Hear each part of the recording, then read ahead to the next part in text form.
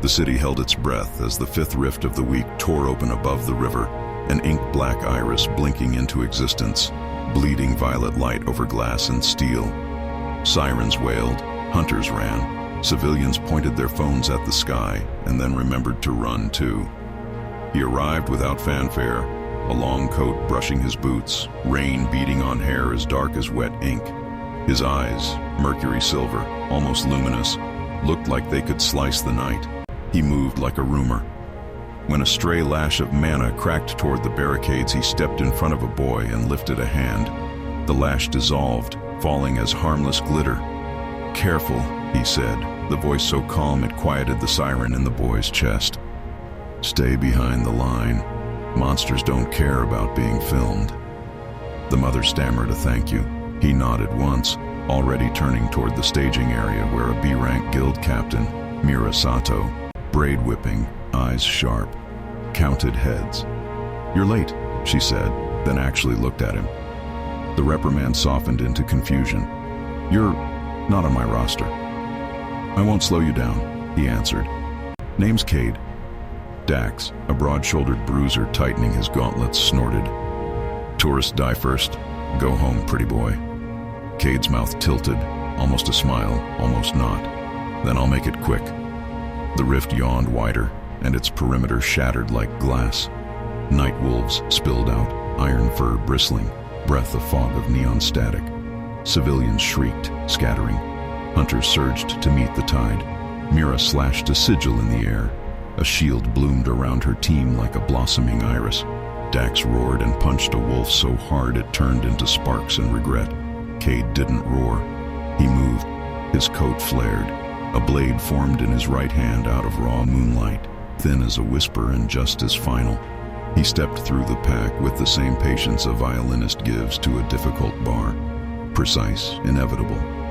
Wolves fell apart around him, clean lines where the light had passed.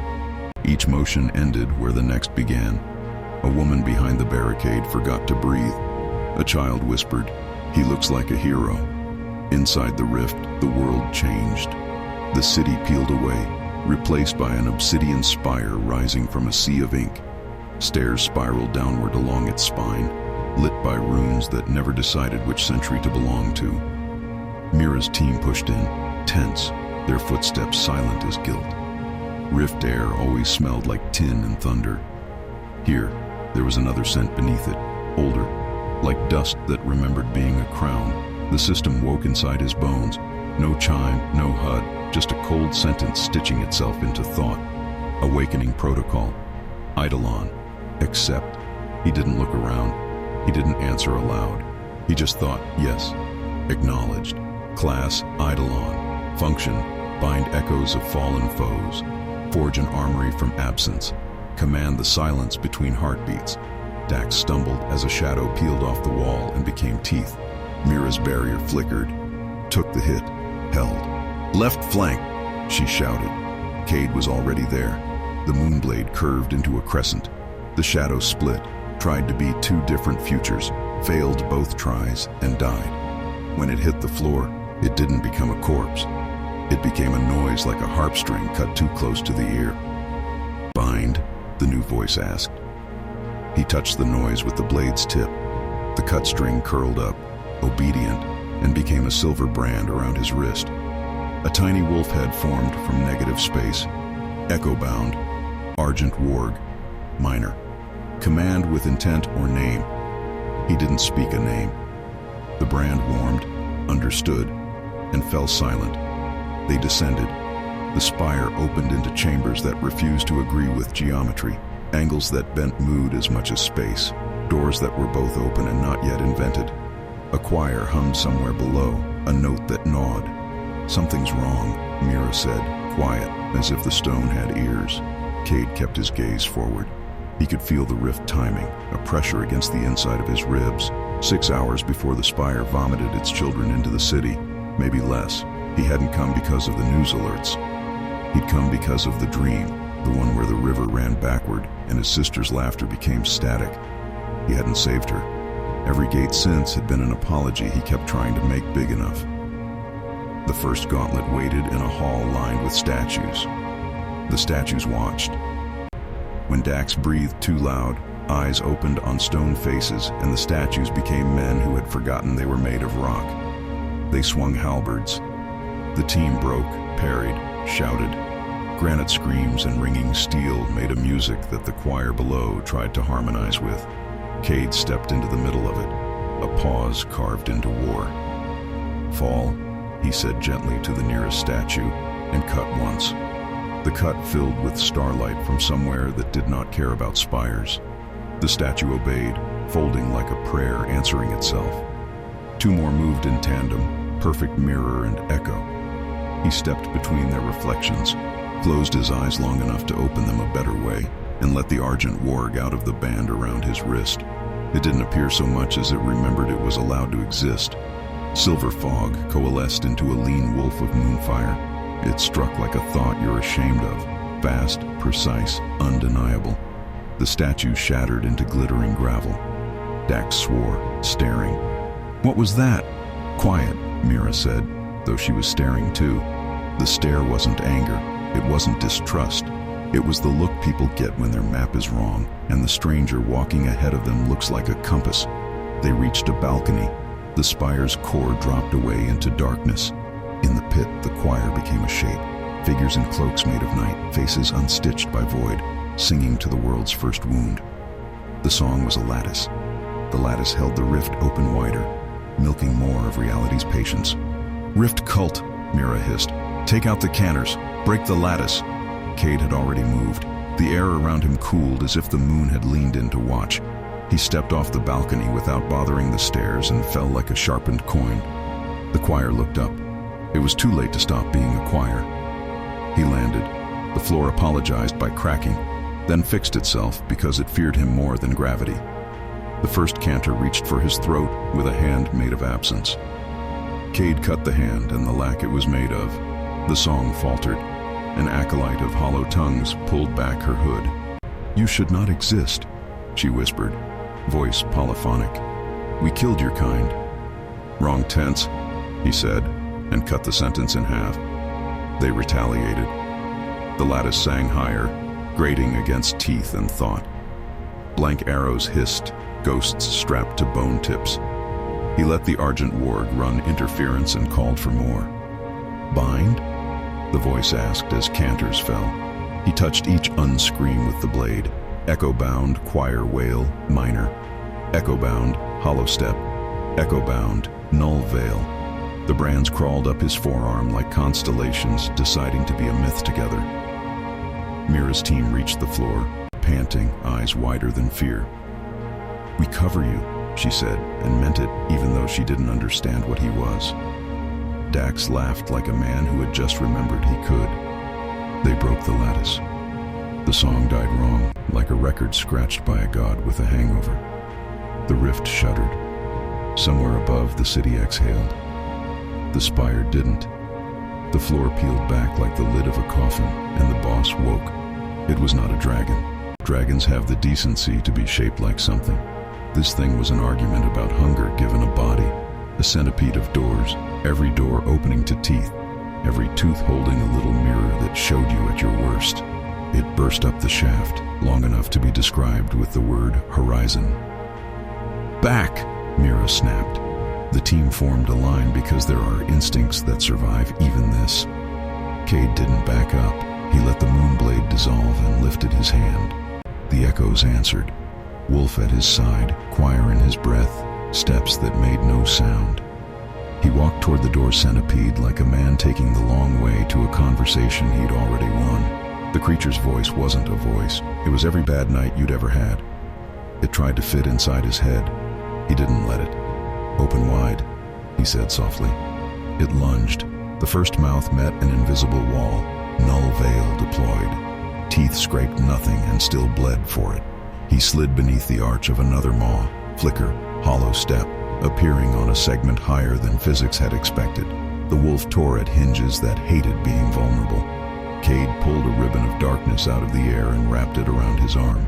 It hardened into a spear balanced perfectly, as if it had waited for him all its life. He threw. The spear didn't fly. It decided not to be somewhere. and then was halfway down the creature's length, pinning two doors together like a hairpin through sin. The monster convulsed, mirrors shattering with images of 1,000 regrets. Shards spun. His own reflection looked back. The boy who couldn't save his sister. The man who kept arriving on time to be too late. "Not today," he said. The brands on his arm flared. He opened his hand and the air around his fingers turned to script. The script read, "Silence." The word fell like a curtain. Where it fell, the monster's voices couldn't reach him. Where it fell, his blade became a memory of winter. He ran. He cut each door so quickly the spire lagged for a heartbeat, then caught up in a shower of sparks. He danced through an orchestra of impossible jaws, the wolf herding pain away from the line where Mira's team held. The acolyte he had spared earlier reached for a talisman. He flicked his wrist and cut the idea of the talisman instead. It stayed in her hand, useless and confused. "Who are you?" she breathed. "A question," he said, "and an answer you don't get yet." The monster reared to its fullest, blotting out the runes, the team, the balcony, the choice. Its core, if you could call the place where many bad decisions met a core, burned black-green. No blade had touched it yet. Cade glanced up. Mira met his eyes across chaos. Up close, they were greener than he'd expected. She looked like the kind of person who had failed and then learned how to forgive herself anyway. "We've got your back," she mouthed, even if her shield shook. He didn't smile exactly. Something in his face softened anyway. He crouched.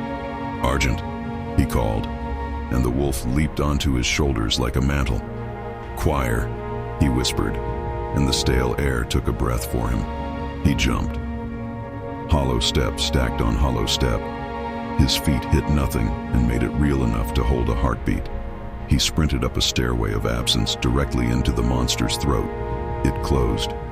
Mira's shout became a small thing far away. Inside, the world became a tunnel of mirrors showing him wrong. He kept running.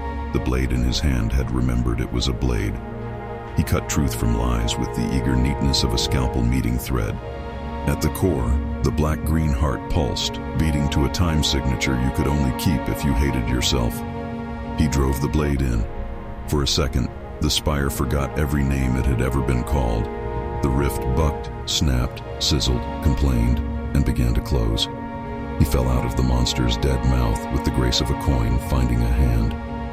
Mira caught his arm to steady him before he fully hit the floor. Her fingers were warm. She realized that and let go a fraction too late for it not to mean something. Dax whooped.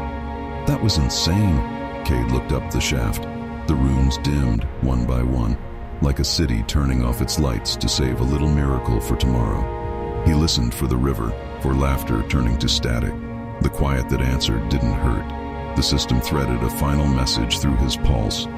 Title acquired. Night parade. Effect. Charisma increases when facing darkness. Adversaries may hesitate. Allies may step closer without knowing why. He could feel it in the way the room looked back at him. Mira's gaze held a beat longer. Dax's grin eroded into respect. Even the stone seemed to lean in to hear the next sentence.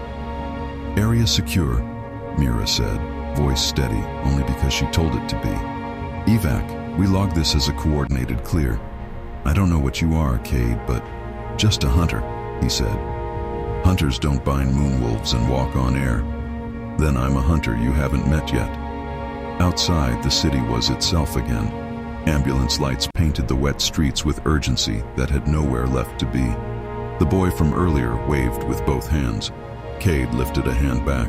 For a moment, his face, all angles and quiet, and those impossible eyes, softened into something almost boyish. A group of girls near the barricade actually gasped. Mira fell into step beside him. "We could use you," she said, not bothering to hide the hope. "Join the guild. We have coffee that tastes like coffee, which is more than most outfits can promise." He considered. The title's charm tugged at threads he usually kept out of other people's fingers. "Maybe," he said. "For now. Call me if a rift sings instead of screams." She frowned. "They can do that. They can do worse." He turned to go. The Argent Warg's brand glimmered and faded under his cuff. Rain started again. It didn't feel like regret this time. Behind him, on a rooftop, something watched. A figure in a cloak woven of starlight and deadlines. She smiled, half pity, half teeth. "Found you," she said to no one. "The last Eidolon." Cade paused, not knowing why, and looked up at a sky that pretended very hard to be empty. The city exhaled. His phone vibrated, an ordinary sound in a night that had been anything but. A message blinked onto the screen. S-rank breach. River gates. ETA 005947. He slid the phone away and rolled his shoulders, as if putting on the weight of a name. Somewhere a door opened where there had never been a wall. "Round 2, he murmured. "Try to make me late." He walked into the wet neon, a blade of night disguised as a man, and the city followed with its eyes, sensing, even if it didn't know the word for it yet, that a story had picked a main character.